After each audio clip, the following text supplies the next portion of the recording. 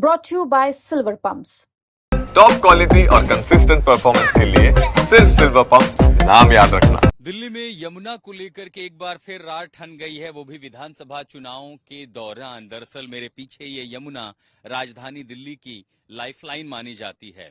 2/3 पानी इसी यमुना से दिल्ली वालों को सप्लाई किया जाता है, लेकिन ये दरअसल वजीराबाद के आगे स्ट्रीम का इलाका है और इसीलिए यहाँ आपको पानी का स्तर बेहद कम दिखाई देगा। यमुना काली दिखाई देगी, गंदे घाट दिखाई देंगे। इसी यमुना को लेकर के दरअसल बीजेपी आम आदमी पार्टी पर हमलावर है कि यमुना की सफाई नहीं हुई, तो केजरीवाल ने भी कई मौकों पर माफी मांगी कि यमुना की सफाई का उनका वादा पूरा नहीं हो पाया, उसे आगे करेंगे। लेकिन मामला फिलहाल गरमाया है यमुना के पानी में बढ़े हुए अमोनिया के स्तर को लेकर के। केजरीवाल ने आरोप लगाया है कि ये यमुना हरियाणा के जिस हिस्से से आती है वहां पर कई नालों के जरिए अमोनिया ज्यादा छोड़ दिया गया है।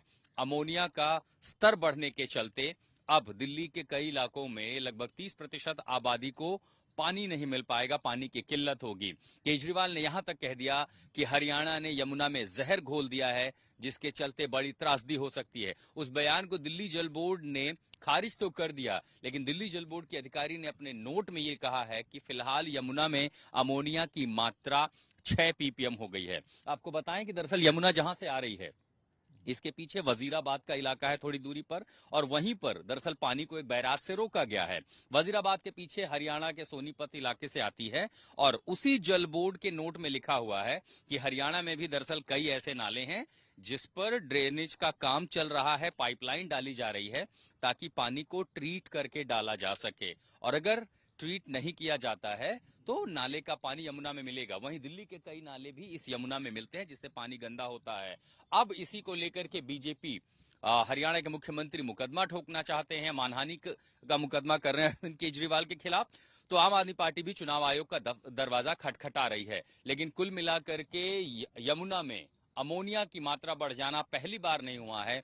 अक्सर कई मौकों पर यमुना में अमोनिया का स्तर बढ़ता है और उसके चलते पानी की सप्लाई ठप हो जाती है।